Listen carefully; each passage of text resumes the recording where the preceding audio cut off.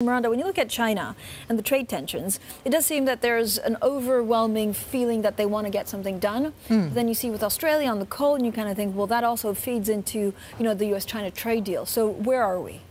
Well, yes, China's definitely sort of very positive about getting a deal done. The fact that sort of Liu has gone over with special envoy status, that gives him sort of, added credibility. So the idea of MOU is agreed, some deal is signed from the China side, seems, very, very positive. But the trouble is that the devil's in the details, and there's beginning to be some pushback on some of the demands from the US from the sort of Chinese onshore media. Miranda, yesterday we were hearing that actually the U.S. was asking China for a stable yuan as part of these trade negotiations. But I thought the renminbi was stable. Well, they're keeping the renminbi stable, which is, that part of that's because of the weaker dollar this year. So that sort of eased some of the tensions there. But it's kind of, there is long-term depreciation pressures for the renminbi. You've got a lower trade surplus. Trade surplus was down 70%. You've got, if they do the trade deal, that will shrink even further. So you've got lower inflows into China, not supporting the currency. And so the idea that the US is then offering, saying, no, keep it stable, keep it up, then, they're kind of asking China to manipulate its own currency, which is a bit of a turn up for the books and not entirely what they'd want before. So, yeah. Miranda, interesting demand. Miranda, you do wonderful, wonderful work on the fabric of the political economics of China.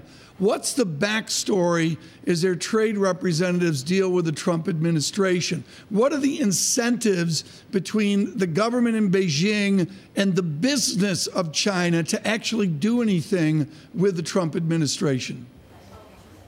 Well, I think the Trump administration, there's been quite a bit of commentary just over the past few weeks about how now they see the US, even if we get a trade agreement, the relationship has fundamentally changed. So, the US is a competitor.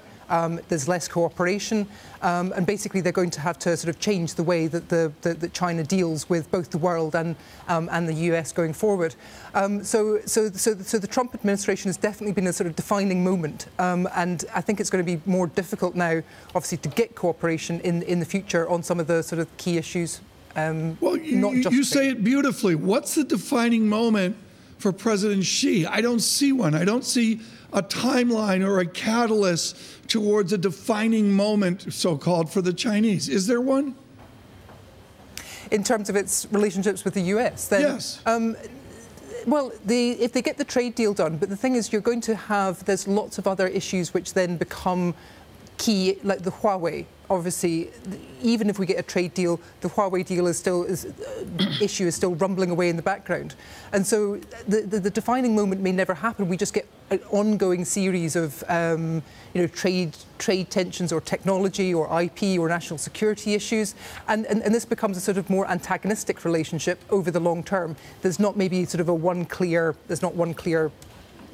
rupture or agreement.